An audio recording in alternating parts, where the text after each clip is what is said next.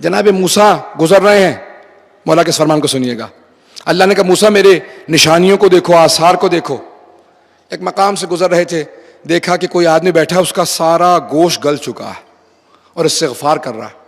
اچانک دیکھا کہ ایک پرندہ آیا اور اس نے ایک انار کھولا اور ایک ایک دانہ کر کے اس آدمی کو کھلایا، اڑ کے واپس چلا گیا. کہا پروردگارہ یہ کون ہے؟ کہا موسیٰ آگے بڑھو خود پوچھ لو. کہا کون ہو؟ کہا میں بہت گنہگار ہوں، بہت گنہگار.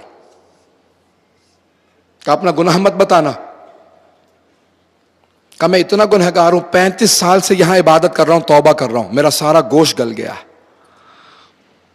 آپ کون ہیں؟ کس نے آپ کو بھیجا؟ کہا میں کلیم اللہ، موسیٰ کلیم اللہ ہوں، اللہ نے بھیجا. کہا کہ آپ اللہ سے بات کرتے ہیں، اللہ سے پوچھیں کیا اس نے میرا گناہ معاف کر دیا؟ میں 35 سال سے توبہ کر رہا ہوں. کہا پروردگارہ کیا جواب دوں؟ کہا موسیٰ کہہ دیجئے یہ ابھی بھی جہنمی ہے، اس کی توبہ قبول نہیں ہوئی، اس کا گناہ معاف نہیں ہوا. کہا کہ بھئی اللہ نے کہا تمہارا گناہ معاف نہیں ہوگا، کہ پوچھ سکتے ہیں وہ آپ کا خدا رحمان و رحیم ہے، کیوں معاف نہیں کیا؟ توجہ ہے مجھ میں کی؟ کہا پوچھ سکتے ہیں کیوں معاف نہیں کیا؟ مولا کہتے ہیں جناب موسیٰ نے کہا پروردگارہ کیا جواب دوں؟ کہا کہ موسیٰ اسے کہو یہ 35 سال سے یہاں بیٹھا ہے، میں نے اس پرندے کو معمور کر رکھا ہے، صبح سے شام تک اسے کھانا کھلاتا رہتا ہے. اس نے ایک مرتبہ اس پرندے سے نہیں پوچھا تم مجھے کھلا رہا، کیا کبھی تو نے بھی کچھ کھایا؟ پتہ نہیں توجہ ہے یا نہیں. کوئی اتنا خود غرض ہے، ایک دن اس نے 35 سال میں نہیں پوچھا اس پرندے سے، اس فرشتے کو جسے میں نے معمور کر رکھا تو نے بھی کچھ کھایا؟ یہ مجھے کھلا رہا. کہ اتنا خود غرض انسان اپنے لیے توبہ کر رہا. جناب موسیٰ نے بتایا، کہا کہ موسیٰ اپنے خدا سے کہیں میری اس عبادت کا کوئی صلہ مجھے دے گا؟